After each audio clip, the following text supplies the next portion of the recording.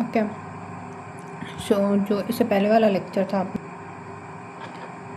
वो लेक्चर में हम लोग यहाँ तक कवर कर चुके थे।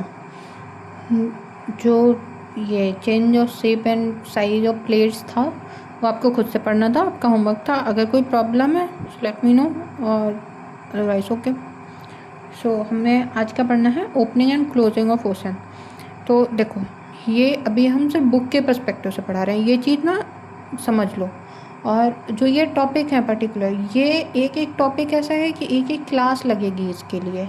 तो ये क्या है, जैसे रैपिड रिवीजन करते हैं ना, उसके लिए है कि आपके पास में टाइम नहीं है तो आप इसे एक सीरीज़ को फॉलो करो और आपका हो जाएगा रिवीजन थोड़ा। और जो ये टॉपिक है इनको भी एडवांस लेवल पे पढ़ेंगे अपन, बेस्ड ऑन कि किस सब्जेक्ट में पढ़ना है अपन को, ठीक है। जैसे ये opening and closing of ocean है, ये विल्सन साइकिल कहलाती है।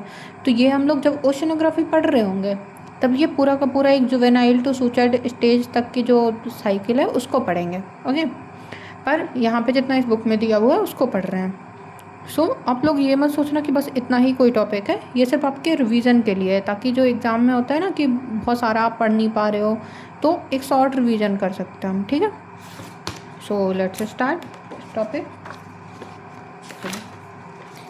कल का हम लोगों ने क्या पढ़ा था, जो इससे पहले वाला लेक्चर था plates boundary end plate margin पे क्या क्या होता है। प्लेट बाउंड्रीज के बारे में पढ़ा था, divergent, convergent, transform boundaries, okay. So पहला तो यही क्वेश्चन है, opening and closing of ocean. ये किसी एग्ज़ाम में आया भी हुआ है, आई थिंक गुजरात सेट में था, तो इसको आप लिख लीजिए, opening and closing of ocean. कौन सी साइकिल बताती है आपको? Wilson cycle. देखो, जियोलॉजी को ना ऐसे पर्टिकुलर टॉपिक वाइज टॉपिक कभी नहीं पढ़ना चाहिए। उससे क्या होता है, आप एक टॉपिक पढ़ोगे ना, दूसरा टॉपिक आपको स्किप कर जाएगा माइंड से। आपको हमेशा कैसे पढ़ना है, एक टॉपिक को दूसरे टॉपिक से इंटरलिंक करके। जैसे आज मोस्ट प्रोबेबली ये जो हमारे लेक्चर में जो फर्स्ट यूनिट है गेममंगर की, वो ख़त्म हो जाएगी, ठीक है। तो आपके पास एक होलिस्टिक डेवलपमेंट के लिए, आपके कॉन्सेप्ट बिल्डिंग के लिए क्या होगा, जब हम यही टॉपिक दूसरी जगह पढ़ेंगे तो आपको एक छोटे छोटे फैक्ट पहले से ही पता होंगे। जैसे हम लोग स्टडी पढ़ रहे हैं ना अभी, तो स्टडी में क्या हो रहा है, वो एक न्यू सब्जेक्ट हो रहा है। अगर उसको हम लोगों ने पहले थोड़ा बेसिक्स पढ़ रखे होते तो हम लोग को पढ़ना और ईजी समझ आता, वो चीज़ें हम डॉट कनेक्ट कर पाते, ठीक है। इसलिए ये सीरीज ज़्यादा इंपॉर्टेंट है। और क्वेश्चन तो आपको पता ही है, जैसे माइनिंग इंस्पेक्टर वाला करा रहे हैं तो उसमें कितने सारे क्वेश्चन हैं जो कि हम मांगर से ही आ रहे हैं डायरेक्ट। तो इम्पॉर्टेंट तो है कि हम मांगर के लिए जो स्टेट लेवल एग्ज़ाम है उनमें। सो चलो स्टार्ट करते हैं, ज़्यादा बकवास नहीं। Plate change both in size and shape. This means that new plates can form by the breaking up or welding together of other plate. This results in the birth and death of ocean. The process of opening and closing of ocean may be outlined as follows.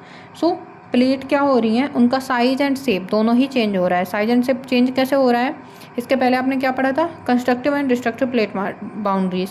Constructive में क्या हो रहा था, new plate construct हो रही थी, new crust generate हो रही थी। डिस्ट्रक्टिव में क्या हो रहा था, क्रस्ट डिस्ट्रक्ट हो रही थी। तो क्या हुआ, जब क्रस्ट डिस्ट्रक्ट होगी या क्रस्ट क्रिएट होगी तो शेप एंड साइज क्या होगा, चेंज हो जाएगा। तो कंटिन्यूएशन में चेंज होता रहता है, मतलब वो फॉर्म भी हो सकती हैं और ब्रेक भी हो सकती हैं। फॉर्म कैसे होगी, जब एमओआर पे आपका लावा निकल रहा है बाहर तो वो क्रिएट हो रही है। और मान लीजिए कोई कॉन्टिनेंट है वो बीच से ब्रेक हो रहा है, जैसे पेंजिया। पेंजिया बीच से ब्रेक होकर कौन सा ओशियन बना, Tethys ocean, very good. And Laurasia and Gondwana land, ये भी हम लोग पढ़ चुके हैं। सो ब्रेक करने से क्या हो सकता है, और वेल्डिंग टुगेदर हो सकता है, दो प्लेट्स आपकी आपस में टकरा करके जुड़ जाएं, जैसे हिमालय फॉर्म हुआ हमारा। सो वेल्डिंग भी हो सकती है इनमें अदर प्लेट से। इन सब के रिजल्ट से क्या होगा, बर्थ हो सकता है और डेथ हो सकती है, किसकी, ओशियन की। तो ये प्रोसेस आगे इसमें समझाई गई है। सो पॉइंट नंबर 1 है, an ocean grow where process of sea floor spreading is under progress and shrink where continents force the ocean floor to slide down into the trench. The Atlantic is an example of growing ocean while the Mediterranean is that of shrinkage. So ocean grow कहाँ पे करेगा, जहाँ पे process हो रही है सी floor spreading की। सी floor spreading का मीन्स क्या है, कहीं पर आपका रिज है जहाँ पर दो प्लेट डाइवर्जेंट मूवमेंट शो कर रही है, convergent this one is divergent जे। तो यहाँ से लावा सरफेस पे आकर के न्यू क्रस्ट का फॉर्मेशन कर रहा है। ओके, तो वहाँ पर क्या होगा, जैसे जैसे क्रस्ट बढ़ेगी एरिया बढ़ेगा, एरिया बढ़ेगा उसके ऊपर क्या है, ओशियन है, ओशियन का भी एरिया बढ़ेगा। सो ओशियन ग्रो करेगा। तो ग्रो कहाँ पे करेगा, जहाँ पर स्प्रेडिंग चल रही होगी। और श्रिंक कहाँ करेगा, जहाँ पर कन्वर्जेंस हो रहा है और किसके बीच में, ओशियन एंड कॉन्टिनेंट के बीच में। तो ओशियन क्या कर रहा है, स्लाइड डाउन कर रही है ओशनिक प्लेट। तो कॉन्टिनेंटल प्लेट ऊपर है, यहाँ से मानो ओशनिक प्लेट आ रही है। ओके, बट इस ओशनिक प्लेट के पीछे भी तो कॉन्टिनेंटल प्लेट हो सकती है ना। ओशनिक प्लेट पूरी की पूरी अगर सबडक्ट कर ले, मानो यहाँ पर से कॉन्टिनेंटल प्लेट है। ओके, और ये पूरी ओशनिक प्लेट है और ये हाथ यहाँ पर से कॉन्टिनेंटल प्लेट है। अब ये प्लेट ऐसे आ रही थी, ये प्लेट ऐसे आ रही थी, तो जो ओशनिक प्लेट थी वो कॉन्टिनेंटल के नीचे सबडक्ट कर गई, पूरी प्लेट ख़त्म हो गई। तो जो ये यहाँ से कॉन्टिनेंटल वाला पार्ट था, अब कॉन्टिनेंट एंड कॉन्टिनेंट मर्ज कर रहे हैं, तो ये जो ओशनिक प्लेट है ये कहाँ गई, पूरी सबडक्ट कर गई, मतलब ओशियन की डेथ हो गई। ओके, सो जहाँ पर स्लाइड डाउन कर रहा होता है वहाँ पर ओशियन श्रिंक करता है। अब अटलांटिक किसका एग्जाम्पल है, ग्रोविंग ओशियन का, एंड मेडिटेरेनियन किसका है, श्रिंकेज का। तो ये आप अपने इसी डायरी में नोट डाउन करते हैं, आप लोग भी साथ में नोट डाउन करो ताकि बाद में फैक्ट इकट्ठा हो सके। तो अटलांटिक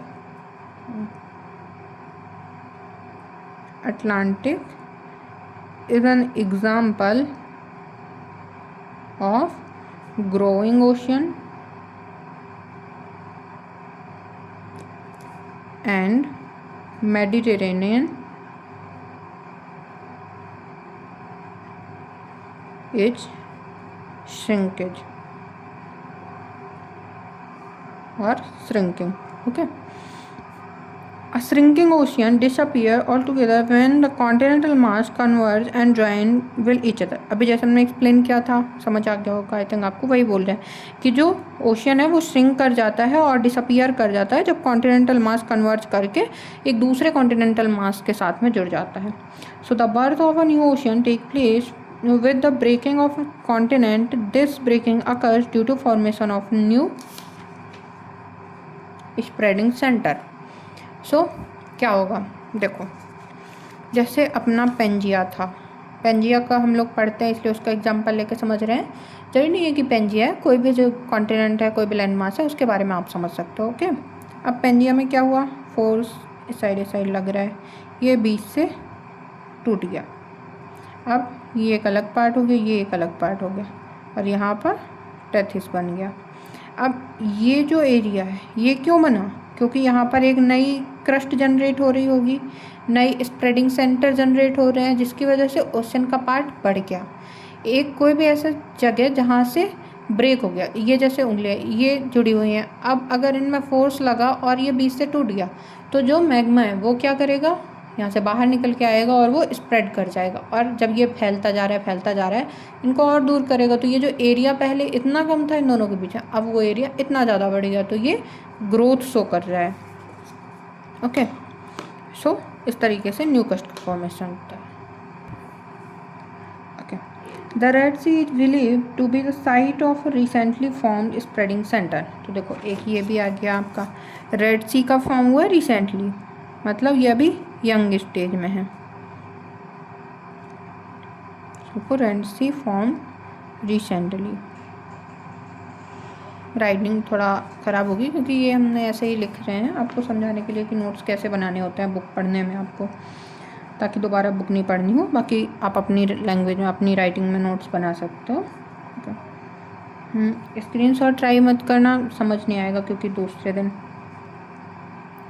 सो कहाँ थे लोग, हाँ, the birth of the Red Sea took place when Arabian peninsula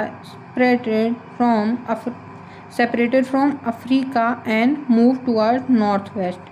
तो चाहो तो ये भी लिख सकते हो कि जो रेड सी है उसका बर्थ कैसे हुआ, जब अरेबियन पेनिनसुला सेपरेट हुआ था और अफ्रीका को बनाया था, और किस तरफ मूव कर गई थी प्लेट, नॉर्थ वेस्टर्न डायरेक्शन में मूव कर गई थी। ठीक है, तो ये है opening and closing of ocean. Second topic है हमारा कन्वेक्शन करंट हाइपोथेसिस।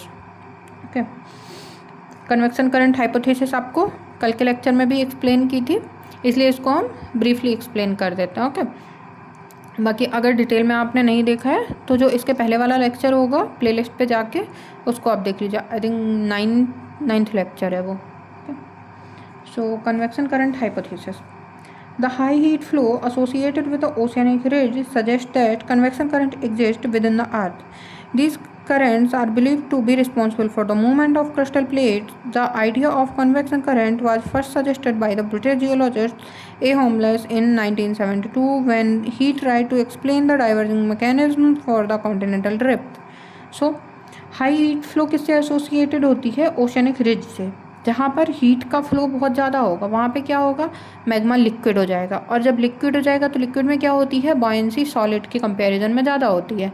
सो बॉयंट मटेरियल क्या करता है, जैसे उसको थोड़ी सी भी जगह मिलती है वो अपवार्ड डायरेक्शन में मूव करता है।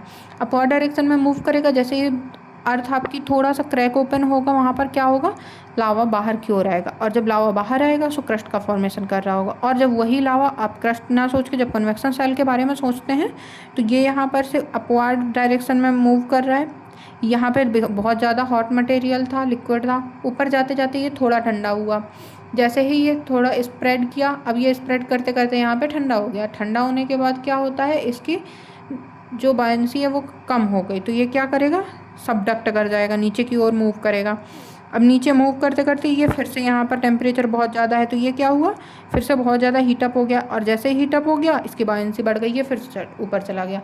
तो इस तरीके से कन्वेक्शन करेंट्स अपने अर्थ के इंटीरियर में डेवलप होती रहती हैं, और जब वो डेवलप हो जाती हैं तो क्या होता है, जहाँ पर दो कन्वेक्शन करंट इस तरीके से मूव करेंगे और वो दोनों ऐसे पार्ट डायरेक्शन में जाएंगी तो वहाँ पर रिज फॉर्म हो जाएगी, और जब दोनों सेम डायरेक्शन में जा रही हैं तो एक फोर्स जनरेट करती हैं, किसके लिए, सबडक्ट होने के लिए। तो कभी भी एक साथ चीज़ें नहीं, मतलब अलग अलग नहीं चल रही होती हैं। आप देखेंगे कि कन्वेक्शन करंट्स भी काम कर रही हैं, प्लेट्स भी मूव कर रही हैं। जब आप इन सारे कॉन्सेप्ट्स को एक साथ मिलाओगे ना तो आपको एक पूरी पिक्चर क्लियर होगी। ओके, सो ये करंट्स क्या कर रही हैं, रिस्पॉन्सिबल होती हैं मूवमेंट्स ऑफ क्रिस्टल प्लेट। जो क्रिस्टल प्लेट है उनके मूवमेंट के लिए ये कन्वेक्शन करंट्स रिस्पॉन्सिबल होती हैं। कैसे होती हैं समझ आ गया होगा। The idea of convection current was first suggest by British geologist Arthur होमलेस। सो ये आप लिख लीजिए। तो कन्वेक्शन करंट्स के बारे में किसने बताया है, कन्वेक्शन करंट हाइपोथेसिस किसकी है, आर्थर होमलेस। सो ये पॉइंट मिल गया, convection current hypothesis Arthur homeless.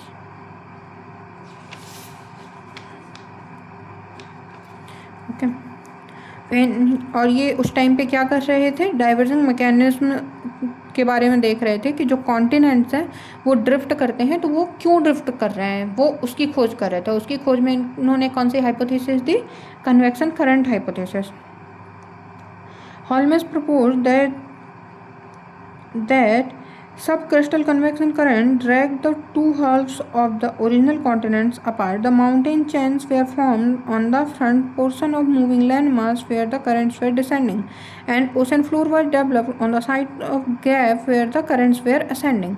So ये वही है जो हम लोगों ने अभी एक्सप्लेन किया कि माउंटेन चैन कहाँ पे फॉर्म होंगी, जो भी कन्वेक्शन करंट है वो दो प्लेट्स को मूव कराने के लिए काम आ रही हैं। जो माउंटेन चेन है वो कहाँ फॉर्म होगी, जहाँ पर मूव कर रहे होंगे लैंड मास इस तरीके से कि करंट डिसेंड कर रही हूँ। ये करंट यहाँ पर डिसेंड कर रही है, ये करंट यहाँ पे भी डिसेंड कर रही है, तो क्या होगा, ये दोनों प्लेट एक दूसरे की डायरेक्शन में मूव करेंगी। और अगर ये दोनों प्लेट्स कॉन्टिनेंट होती, जैसे ये ओशनिक प्लेट है तो ये क्या हुआ, सबडक्ट कर गई। अगर यहीं पे दोनों कॉन्टिनेंट होती तो क्या होता, कन्वर्ज करती और एक दूसरे के ऊपर चढ़ जाती, तो क्या होता, वहाँ पर फोल्डेड माउंटेन्स जनरेट हो जाते हैं।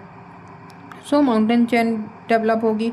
और लैंड मास कहाँ पर डेवलप होगा, जहाँ पर ओशन फ्लोर कहाँ पर डेवलप होगा, जहाँ पर करंट्स क्या होंगे, असेंड कर रही होंगी। डिसेंड मतलब नीचे जा रही है, असेंड मतलब ऊपर की डायरेक्शन में मूव कर रही है। ऊपर मूव कर रही है तो क्या होगा, ओशियनिक प्लेट डेवलप होगी।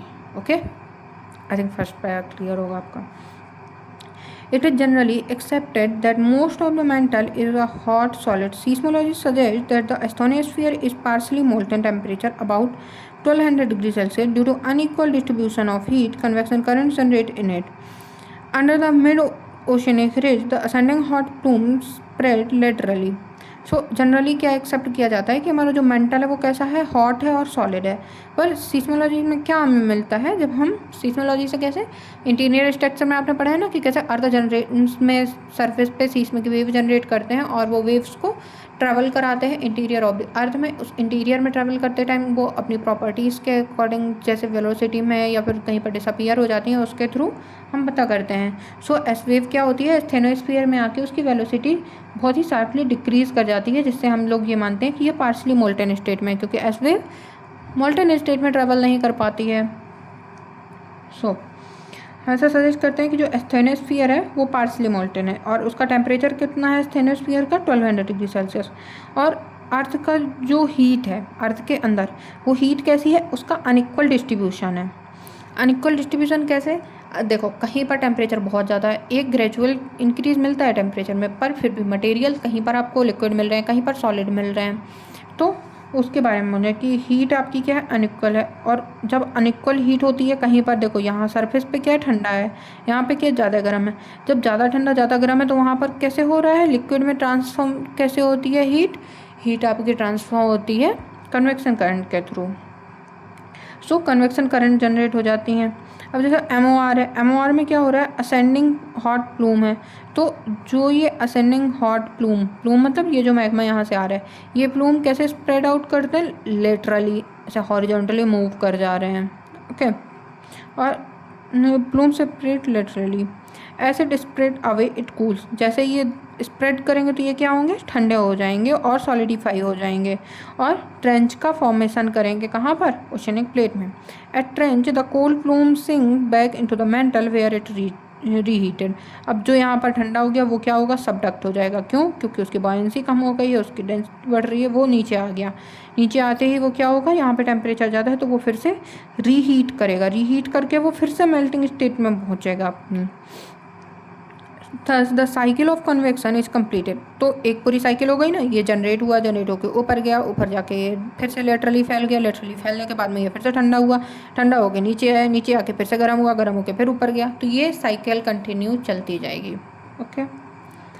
This convective transport import the motion of crystal plate, और इसी कन्वेक्शन करंट की वजह से जो प्लेट्स बाउंड्रीज हैं अपनी वो बननी है, प्लेट्स का मोशन हो रहा है, ये एक ट्रिगर कर रहा है मोशन को आपकी प्लेट्स के, गुड।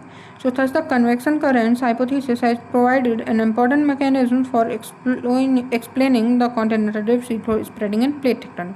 तो इससे भी एक क्वेश्चन बन सकता है अगर बनाने पे आए कोई, कि कन्वेक्शन करंट हाइपोथेसिस किस किस चीज़ को एक्सप्लेन करती है, किस किस मैकेनिज्म के बारे में आपको एक्सप्लेनेशन देती है, तो क्या होगा, कॉन्टिनेंटल ड्रिफ्ट, सी फ्लोर स्प्रेडिंग और प्लेट टेक्टोनिक।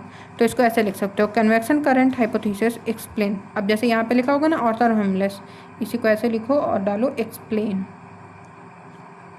3 काइंड। क्या क्या किया, continental drift,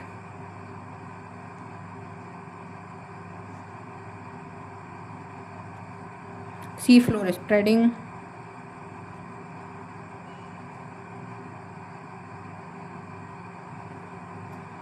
end plate tectonics,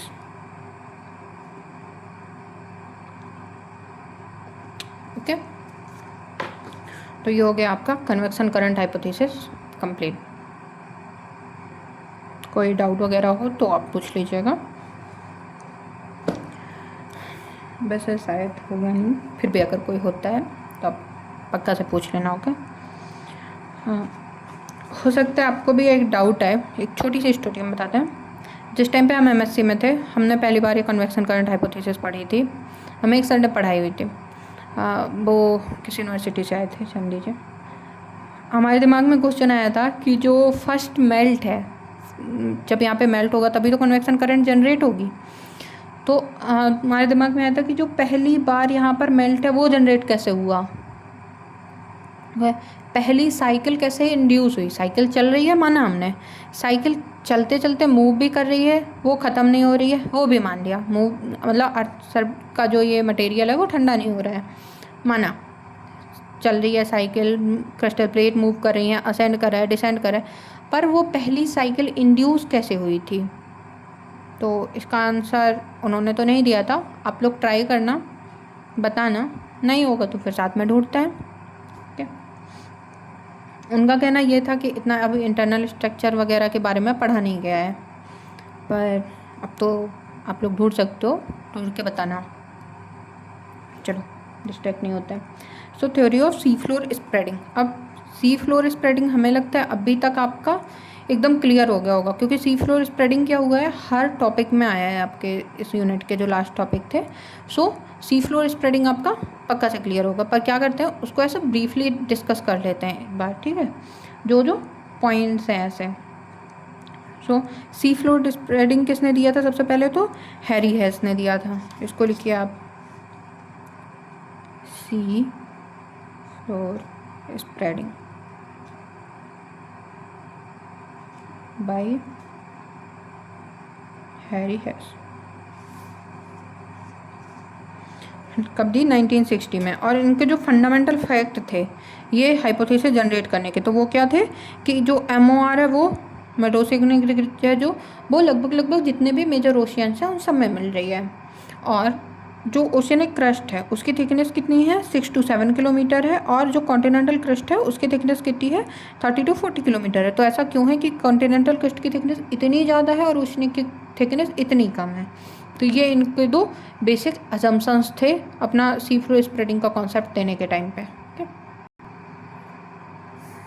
So has postulated that the mid-oceanic ridge are situated over the rising limb of convection currents of Earth's mantle, and that thin crust is formed due to cooling and solidification of lava rising from the mantle. So इन्होंने क्या बोला, जो MOR है उस वो किस पे situated है, जो राइजिंग लिम्ब है। अभी आपने देखा असेंडिंग जो मैग्मा था या जो लावा था वो कैसे हो रहा था, कहाँ पे हो रहा था, जहाँ पर रिज थी। तो इन्होंने भी वही बात बोली कि जो ओशियनिक रिज है वो कहाँ पर होती है, जहाँ पर राइज कर रही होती है कन्वेक्शन करंट आपकी, और कहाँ से आती है, जो अर्थ मेंटल से आती है, और थिन ओशियनिक क्रस्ट का फॉर्मेशन करती है। क्यों फॉर्म करती है, जो वो लावा आ रहा है उसकी कूलिंग एंड सॉल्टिफिकेशन के बाद में करती है। और ये मिल कहाँ से रहा है, उसको मैग्मा मेंटल से मिल रहा है। The ocean progressively widens as a new ocean crust is created along crack that run along crust of MOR। So जो क्रस्ट में आपके एक रिज फॉर्म हुई जहाँ पर से स्प्रेड आउट हो रहा है लावा, वहाँ पर क्या होगी, न्यू क्रस्ट का फॉर्मेशन हो रहा है। और यही मैकेनिज्म न्यू क्रस्ट के फॉर्मेशन को क्या कहते हैं, सी फ्लोर स्प्रेडिंग कहते हैं। जैसे अटलांटिक है वो कब फॉर्म हुआ है, ये प्रोसेस लगभग पास्ट में 200 मिलियन ईयर्स के पास फॉर्म हुआ है। और एक स्प्रेडिंग सेंटर की जो एस्टिमेटेड रेंज है तो वो कितनी है, 5 सेंटीमीटर पर ईयर। सो जो न्यू क्रस्ट है ओशियनिक क्रस्ट की वो रिज पे होगी, और जैसे जैसे वो दूर जाएगी तो वो क्या होगी, डिस्ट्रॉय होगी। कहाँ पर, जहाँ पर ट्रेंच सिस्टम होगा, जहाँ पर सबडक्ट कर रही होगी चीज़ें, सो वहाँ पर जा कर के डिस्ट्रॉय हो जाएगी। The oceanic trench the site where convection current destroy down into the mantle. तो क्या हुआ, रिज पे क्रस्ट फॉर्म हो रही है और ट्रेंच पे सबडक्ट कर रही है, जिसकी वजह से वो फिर से रीहीट होने के लिए नीचे चली जा रही है। In these areas, the oceanic crust is thrust down in the mantle, whereas it is largely reabsorbed. Continents are not liable to destruction, and hence they are great age. They only passively drift apart, floating and convection current cells of the mantle. So subduct कौन सी करती है, oceanic करती है। और जो continental plate होती हैं वो क्या करती हैं, वो फ्लोट करती रहती हैं, क्योंकि उनकी डेंसिटी क्या है, कम है। और वो जब कॉन्टिनेंट मर्ज करती है तो माउंटेन्स का फॉर्मेशन करती है। अब कॉन्टिनेंटल वाली तो कहीं गई नहीं ना, ओशनिक है वो सबडक्ट कर रही है, वो रीजनरेट कर रही है। कॉन्टिनेंट वाली बहुत मैक्सिमम माउंटेन फॉर्म कर रही है। तो एज किसकी ज़्यादा मिलती है हमें, अगर हम कॉन्टिनेंटल प्लेट की एज देखेंगे तो ज़्यादा मिलेगी, और जो ओशनिक क्रस्ट की एज देखेंगे तो ज़्यादा मिलेगी। तो आपका होमवर्क क्या है, ये क्वेश्चन भी आया था कहीं पे कि ओशनिक क्रस्ट की एज कितनी है, तो आप इसका आंसर दोगे ओशनिक की कितनी है और कॉन्टिनेंटल में कितनी मिल रही है हमें अर्थ की एज। ठीक, अब इसके इन्होंने कुछ एविडेंस दिए। एविडेंस क्या है, जो हम लोगों ने पहले पढ़े वही एविडेंस है, तो उनको ऐसे शॉर्ट में लिखिए कि अगर जो ओशन फ्लोर है उस पर अगर ड्रिलिंग करते हैं और वहाँ पर से कोर निकालते हैं। कोर क्या होता है, जब आप ड्रिल करते हो तो एक हॉलो पाइप होता है, उसमें जो मान लीजिए अगर यहाँ पर ऐसे पाइप होता, वो पाइप अंदर डाला जा रहा होता, तो जो एक सॉलिड सैंपल है सर्कुलर इस तरीके से आता है उसको कोर बोलते हैं। सो जो कोर ऑब्टेन होता है ओशनिक रिज में, वो भी क्या दिखाता है कि जो यंग सेडिमेंट है वो ओवरलाई करते हैं ओशनिक क्रस्ट को, और वो बहुत ही थिन होते हैं। और जैसे जैसे उसकी डिस्टेंस बढ़ती है, जैसे यहाँ पर रिज है और ये डिस्टेंस बढ़ रही है, वैसे वैसे सेडिमेंट की थिकनेस और एज दोनों ही बढ़ती जा रही है। क्यों बढ़ेगी? क्योंकि मान लो यहाँ पर से निकल रहा है बार बार, और वो ऐसे निकलेगा तो ऐसे मूव करके ऐसा फैलता जा रहा है, फैलता जा रहा है। तो जहाँ पे फैल रहा है वहाँ पे क्या होगा? उसकी एज बढ़ जाएगी, दूर जा रहा होगा ना, जो कोर के पास है वहाँ पर एज कम होगी, और जैसे दूर जाएगा एज बढ़ जाएगी। ऐसे ही मैग्नेटिक सर्वे, जब तो मैग्नेटिक स्ट्रिप जो निकाली जाती हैं वो क्या करेंगे, अपने आप को जो उसमें मैग्नेटिक मटेरियल होगा वो अलाइनमेंट शो करेगा। अब वो उस टाइम पे किस तरीके से मैग्नेटिक एनोमली चल रही थी, किस तरीके से नॉर्मल था या रिवर्सल पोलैरिटी थी, उसके बेस पे वो स्ट्रिप आ जाएंगी। उन स्ट्रिप को देख के हमें क्या पता चलेगा कि उस टाइम पे कैसा था और प्रेजेंट टाइम पे कैसा है। तो कहीं पर हमें आइडेंटिकल मिलती हैं, लगभग सेम मिलती हैं। जैसी ईस्ट डायरेक्शन में मिलेगी सेम, वैसी ही वेस्ट डायरेक्शन में भी स्ट्रिप मिलेगी, क्योंकि एक ही मैग्मा से निकल रही हैं और एक ही टाइम पीरियड में निकल रही हैं। ओके, सो उनके बेस पे भी हम देखते हैं। और जो अर्थक्वेक एंड वॉल्केनो है, थर्ड पॉइंट में जो हमारे है कि अर्थक्वेक और वॉल्केनो है वो कहाँ पर होते हैं? सबसे ज़्यादा हमको मिलते हैं जो एमओआर का क्रेस्ट है, जहाँ पर मूवमेंट शो कर रहा है, वहाँ पे एविडेंस मिलता है सबसे ज़्यादा। किसके लिए? सी फ्लोर स्प्रेडिंग के लिए। क्योंकि जब वहाँ पर अर्थक्वेक ज़्यादा है, वॉल्केनिक आइसलैंड बन रहे हैं, तो वॉल्केनो कब बनेगा? जब अंदर से मैग्मा निकलेगा, लावा निकलेगा। लावा मतलब सरफेस पे आ गया तो लावा, और इंटीरियर में है जब तक तो मैग्मा। तो जब वहाँ पर लावा निकलेगा तो वॉल्केनो फॉर्म होंगे। अब वॉल्केनो फॉर्म ही सबसे ज़्यादा एमओआर पे हो रहे हैं, मतलब वहाँ पर से ही निकल रहा है। ओके, तो यहाँ पे हम लोगों की यूनिट फर्स्ट इसकी कंप्लीट हो गई। अब आप लोगों को कोई भी डाउट होता है इस यूनिट के बारे में आप बताओ, और जो कल से उस पर सेकेंड यूनिट स्टार्ट करते हैं। ओके, सेकेंड यूनिट आपकी क्या है? फिजिकल जियोलॉजी है। सो फिजिकल जियोलॉजी कल से अपनी स्टार्ट हो। Thank you.